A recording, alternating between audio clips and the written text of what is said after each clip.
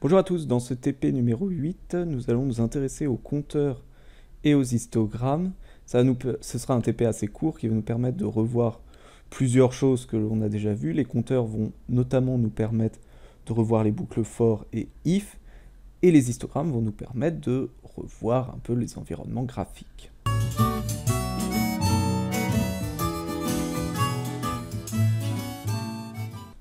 Donc tout d'abord les compteurs. Alors les compteurs sont très utilisés en informatique, ce n'est pas quelque chose de très compliqué à comprendre. Ça va être utilisé dès qu'on a une variable et qu'on a envie de savoir le nombre de fois où on utilise cette variable ou le nombre de fois où il se passe quelque chose. Donc, par exemple, on peut compter un score à Candy Crush, on peut compter le nombre de mails qu'on a reçus dans la boîte de réception, etc. Bref, compter est assez naturel en informatique et il faut savoir le mettre en place. Ce sera d'autant plus intéressant quand on aura vu les boucles while, puisque une boucle while, souvent on ne sait pas combien de tours on fait, qu'est-ce qui se passe, et donc c'est intéressant d'y mettre un compteur, notamment par exemple pour arrêter la boucle while, etc. Mais ça on en reparlera plus tard. Aujourd'hui on va voir avec les boucles for, et voici un premier exemple. Donc là on a 3 boucles for imbriquées les unes dans les autres, donc il faut bien comprendre ce qui se passe, puisque on a une matrice A qui au début est vide. On part pour I qui va aller de 0 à 15, donc pour l'instant I vaut 0, A, et on met le nombre 1 dans la matrice A. Puis on lance une deuxième boucle où J va aller de 0 à I, donc pour ce coup-ci de 0 à 0, et on ajoute dans la matrice A le nombre 2. Puis on lance une nouvelle boucle encore une fois, où K va aller de 1 à 5 et va remplir des 3 dans la matrice A. Donc on va avoir un 1, un 2 et puis 5, 3. Et puis on va recommencer en mettant un 1, un 2, 5, 3, un autre 2, 5, 3. Et puis on va recommencer, etc. Bref, quand on lance ce programme, à la fin on a une matrice énorme, on ne sait pas trop combien on a de termes, avec des 1, des 2 et des 3. Et donc on aimerait bien pouvoir compter combien il y a de 1, combien de 2, combien de 3. Alors, pour lancer un compteur, c'est toujours la même chose. Tout d'abord, il faut l'initialiser. Si je veux compter le nombre de 1, je vais initialiser à 0, puisque au début, je n'ai aucun 1 dans la matrice est vide. Et je vais ajouter plus 1 à ce compteur à chaque fois que j'ajoute un 1 dans la matrice. Donc, tout l'intérêt du compteur, c'est de savoir où est-ce qu'on le met dans le programme. C'est ici qu'on ajoute un 1 dans la matrice, donc on va ajouter aussi un 1 au compteur. Et à la fin, on devrait savoir combien on a de 1.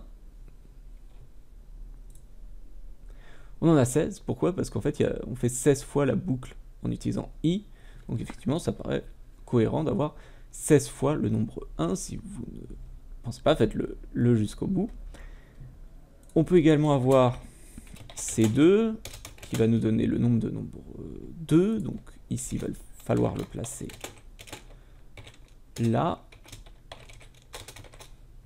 et C3, donc C3 va compter le nombre de chiffres 3 dans ma matrice, et donc on le met dès qu'on rentre un nouveau chiffre 3. Et si, évidemment, on veut la somme, si on veut la taille de cette matrice, il suffira de faire C1 plus C2 plus C3, puisqu'il n'y a pas d'autres chiffres dans cette matrice. Hop. Donc 16 chiffres 1, 136 chiffres 2, 680 chiffres 3 qui fait une matrice de taille 832. Ce qu'il faut savoir refaire, c'est parvenir à compter des entiers sous une condition, c'est-à-dire compter le nombre d'entiers tel qu'il se passe quelque chose. Qu'est-ce qu'on va faire? On va utiliser tout d'abord un compteur avec une boucle for pour compter le nombre d'entiers, pour passer en revue tous les entiers.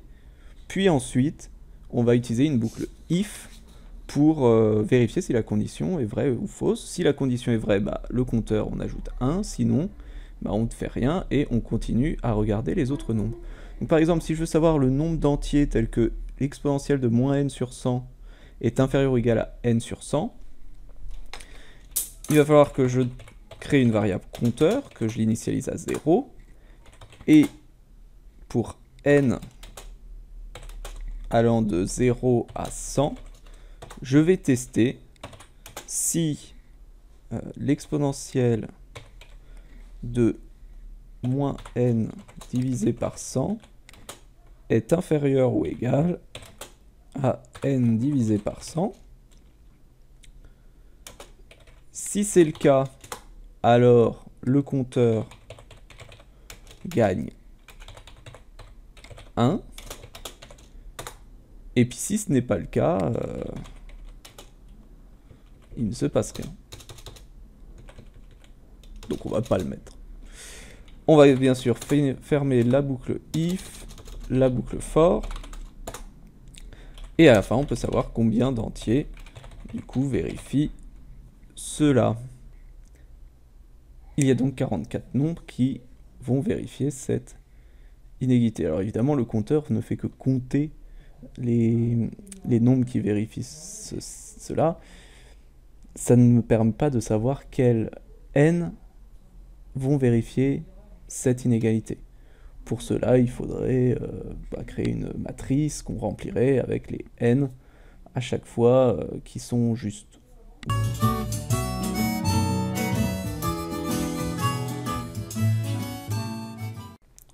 Dans cette deuxième partie, nous allons voir les histogrammes.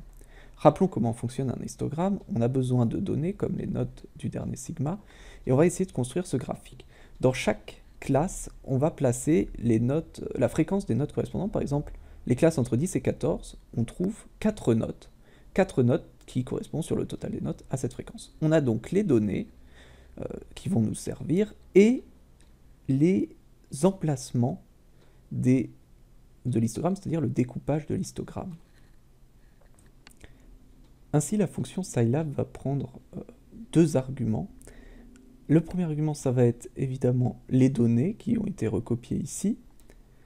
Pensez, quand vous aurez à faire votre histogramme sur Canvas et à le donner sur Canvas, de faire un copier-coller en utilisant le fichier PDF, si ça peut marcher. Et la deuxième chose, c'est construire un vecteur avec les bords de mon histogramme, c'est-à-dire qu'il y aura le nombre 0, 4, 7, 10, 13. Donc on regardera les données entre 0 et 4, entre 4 et 7, entre 7 et 10, puis entre 10 et 13. Enfin, comme dans toute fenêtre graphique, on peut mettre une légende pour l'axe des abscisses, une légende pour l'axe des ordonnées, un titre, on pourrait utiliser aussi legend, bref, tout ce qu'on a vu au niveau des graphiques. Si on le lance, on va obtenir l'histogramme suivant. Donc ici, en vert, puisque le style égal 3 doit correspondre au vert.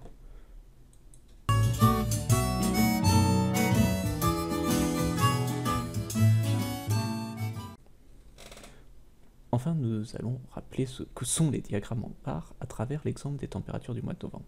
Les diagrammes en barres sont légèrement différents que les histogrammes puisqu'ils ne concernent qu'une seule valeur et non pas une plage de valeurs. Il faut commencer par donner l'effectif de chaque valeur. Par exemple, le moins 2 apparaît 2 fois dans les tableaux et donc il a un effectif de 2. Cela va nous permettre de construire un graphique qui va reprendre l'effectif de chaque valeur. Le moins 2 apparaîtra 2 fois, le moins 1 apparaîtra 3 fois. Il y a donc deux choses qui seront importantes pour le programme Scilab, à la fois l'ensemble de toutes les températures et l'ensemble des effectifs qui seront donnés dans deux matrices différentes.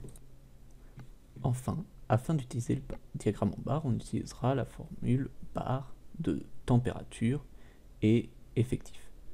Dans cet exemple de Scilab, j'ai raccourci évidemment les températures puisqu'on voit qu'il n'y a pas de discontinuité entre le moins 2 et le 6, donc on prend tous les nombres entre moins 2 et 6.